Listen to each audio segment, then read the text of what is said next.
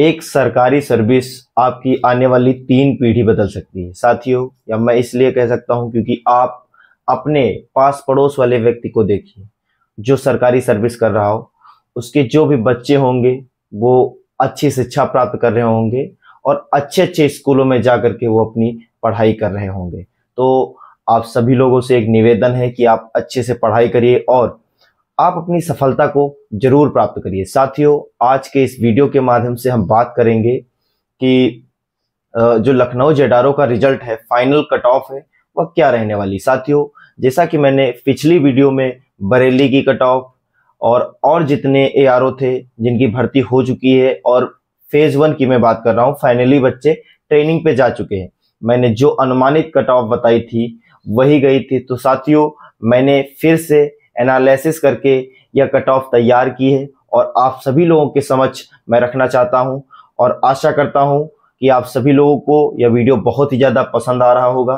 तो साथियों, अगर आप हमारे चैनल पर नए हैं तो प्लीज़ आप सभी लोग सीतापुर फिजिकल एकेडमी को सब्सक्राइब कर लीजिए, क्योंकि भारतीय सेना से रिलेटेड सबसे फास्ट अपडेट और सबसे पहले आप तक पहुंचती है सीतापुर फिजिकल एकेडमी के माध्यम से। तो साथियों, आप सभी लोगों से आपने यह वीडियो कैसे भी प्राप्त की, किसी ने शेयर किया है या फिर आपने वीडियो स्क्रॉल कर रहे थे, अचानक से सामने स्क्रीन पे आ गई, कैसे भी आपने प्राप्त की, लेकिन आपको मैं आशा और विश्वास दिलाता हूं कि आप अगर चैनल को सब्सक्राइब करेंगे तो सबसे सटीक जानकारी आप प्राप्त करेंगे। तो साथियों, सबसे पहले मैं बात करूंगा कि जो कुल बच्चे हैं सीई एग्जाम को लखनऊ एआरओ, साथियों एआरओ या जेडारो कुछ भी कह सकते हैं क्योंकि ये मध्य कमान बोली जाती है, लखनऊ जेडारो बोला जाता है, जिसके तहत उत्तर प्रदेश और उत्तराखंड की भर्ती आयोजित होती है। तो साथियों, अभी मैं इसको एआरओ बोलूंगा क्योंकि यहाँ पर भर्ती हुई है और यहाँ के जो बच्चे फिजिकल को पास कर चुके हैं उनकी अनुमानित कट ऑफ क्या रहने वाली है, फाइनल कट ऑफ क्या रहने वाली है, अगर कितने नंबर हैं तो आप भारतीय सेना में चयन हो जाएंगे और आप अपनी तैयारी स्टार्ट कर दीजिए ट्रेनिंग के लिए। तो साथियों, सबसे पहले मैं बात करना चाहूंगा कि आपकी जो सीई एग्जाम क्वालिफाइड बच्चे वह कितने हैं। तो साथियों, अगर हम बात करें सीई एग्जाम क्वालिफाइड बच्चों की तो 6799 बच्चों ने सीई एग्जाम को क्वालिफाई किया है। तो साथियों, अभी हमारे पास कुछ डेटा है जो कि मैंने इसको तैयार किया है कहीं से भी कलेक्ट करके। तो मैं पहले बात करूंगा कि जो लखनऊ एआरओ की थी तो पहली कट ऑफ क्या गई थी और पहले कुल कितने बच्चे सिलेक्शन को प्राप्त किया था, कुल कितने बच्चे यहाँ पर सिलेक्ट हुए थे। तो साथियों, अगर हम बात करें लखनऊ एआरओ की पिछली कट ऑफ की, जो कि पिछली भर्ती हो चुकी है, जो कि रनिंग ग्राउंड तब कानपुर हुआ करता था। तो साथियों, पिछली बार कुल 410 बच्चों ने फाइनल कट ऑफ मतलब फाइनल रिजल्ट में 410 बच्चे आए थे, जो कि इसकी कट ऑफ गई थी 168, 168 कट ऑफ गई थी। कितनी? 168, बहुत ही ज्यादा कट ऑफ गई थी और बहुत ही कम बच्चे सेलेक्ट किए गए थे। तो साथियों, उसी हिसाब से मैंने रेशियो लगा के इस बार की जो कट ऑफ तय की है, मैं आप सभी लोगों को बताना चाहूंगा कि जैसे कि बरेली में अभी आप सभी लोगों ने देखा होगा कि 750 बच्चों ने सिलेक्शन लिया है, फाइनल कट ऑफ में 750 बच्चे सेलेक्ट हुए हैं। तो साथियों, जो इस बार की आपकी कट ऑफ रहने वाली है, क्योंकि बहुत सारे मैं कट ऑफ बताने से पहले मैं आप सभी लोगों को एक और इंफॉर्मेशन देना चाहूंगा।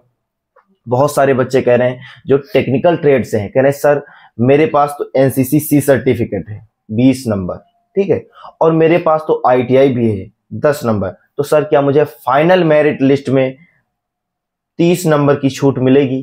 बेटा, ऐसा बिल्कुल भी संभव नहीं है। आपके पास कितना भी डिप्लोमा हो, चाहे आप एनसीसी होल्डर हो या फिर स्पोर्ट पर्सन हो या फिर आईटीआई कर रखे हो या फिर आपके पास ये तीनों चीजें हैं, आपके पास ये तीनों चीजें कुल मिला के आपके नंबर बन रहे हैं, जो कि छूट के नंबर हैं वो 40 से 45 या 50 बन रहे हैं, लेकिन इससे कोई भी मतलब नहीं। आपको जो इन सब चीजों की मिला करके छूट दी जाएगी, केवल 25 नंबर की छूट मिलेगी। आपके पास जो भी डिप्लोमा है आपको केवल 25 नंबर की छूट मिलने वाली है। आपके पास कितना भी डिप्लोमा क्यों ना हो, कोई मतलब नहीं। आप इस बात को बिल्कुल निकाल लीजिए और आप एकदम कंठस्थ कर लीजिए कि आपको मात्र 25 नंबर की छूट मिलने वाली है। तो साथियों, चाहे आप एनसीसी होल्डर हैं, आईटीआई किए हैं, कोई बात नहीं, आपको मात्र 25 नंबर की छूट मिलेगी। तो साथियों, इस बार जो टोटल पास बच्चे हैं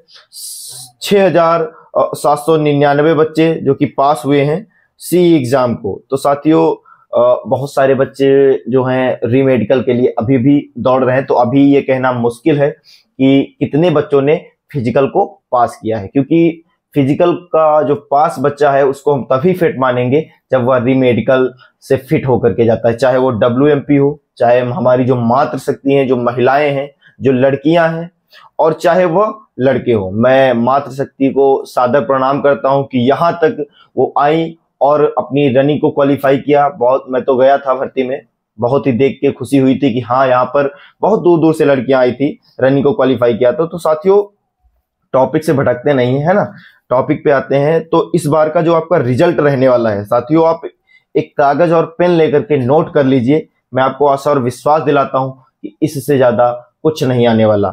आपका जो रिजल्ट है 158, 158 से 165 के बीच रहने वाला है। आपको मैं कुछ और बताने वाला हूं क्यों रहने वाला है।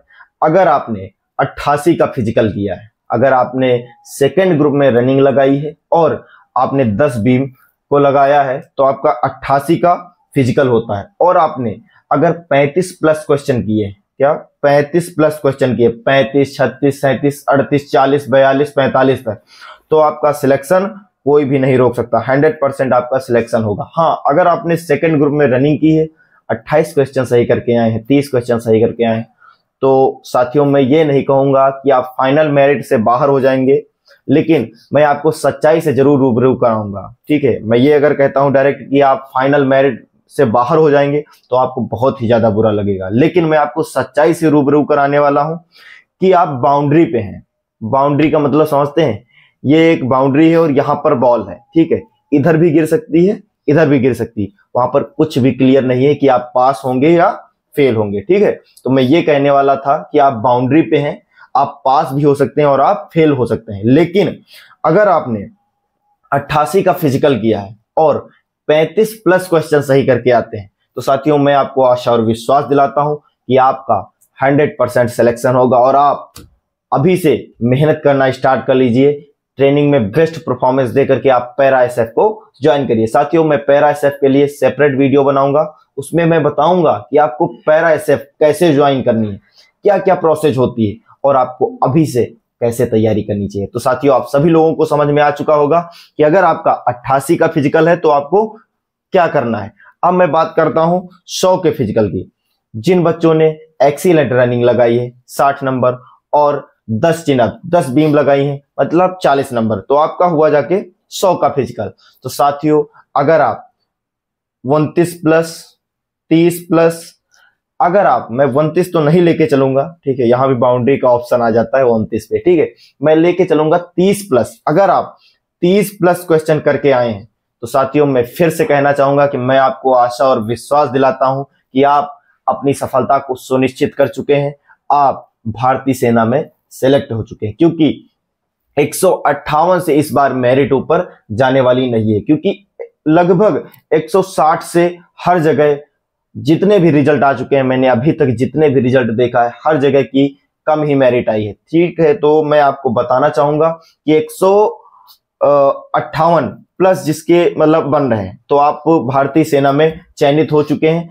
अगर आपका 100 का फिजिकल है तो आप 30 प्लस क्वेश्चन करके आए हैं, तो आप एकदम निश्चिंत हो जाइए कि आपका भारतीय सेना में चयन हो चुका है। लेकिन अगर आप 28 है, 27 है, 26 हैं, तो मैं फिर कहना चाहूंगा कि आप बाउंड्री पे हैं, इधर भी गिर सकते हैं, आप पास भी हो सकते हैं, आप फेल भी हो सकते हैं। तो आप बिल्कुल भी अपनी तैयारी को बंद करके बिल्कुल भी ना बैठिए। ठीक है, आप अगर चयनित भी हो चुके हैं, कोई बात नहीं, अभी एसएससी जीडी की वैकेंसी आ चुकी है, या फिर आप चयनित नहीं हुए, आप तुरंत फॉर्म फिल कर दीजिए और अपनी तैयारी को जारी कर दीजिए। हाँ, आप एसएससी जीडी में एग्जाम दीजिए, जहां भी कमी रह गई है अच्छे से पढ़ाई करिए। साथियों, मैं थोड़ी सी इंफॉर्मेशन और देना चाहूंगा एकेडमी की। तो हमारे यहाँ SSC GD, UP police, RPF, all defence service की तैयारी कराई जाती है, वो भी गारंटी बेस पे। आपसे जो भी फीस, फिजिकल और लिखित परीक्षा का जो भी चार्ज होता है वो आपसे फाइनल सिलेक्शन पर लिया जाता है। आपके यहाँ पर गारंटी बेस पे कोई भी दस्तावेज नहीं जमा होते हैं। साथियों, अगर आप सेलेक्ट हो जाते हैं तभी आपको यहाँ पर पैसा देना होता है, तभी यहाँ पर आपको फीस देनी होती है। तो साथियों, कोई भी बच्चा अगर सेलेक्ट हो जाता है तो उसको कोई भी असुविधा नहीं होती है फीस देने में। तो साथियों, मैं फिर कहना चाहूंगा कि आप तैयारी वहां करें जहां पर गारंटी बेस पे तैयारी होती हो। तो साथियों, वर्दी है संकल्प तो सीतापुर फिजिकल एकेडमी ही है विकल्प। तो साथियों, अगर आप सभी लोग अपनी सफलता को सुनिश्चित करना चाहते हैं तो आज ही ज्वाइन करें सीतापुर फिजिकल एकेडमी। जय हिंद।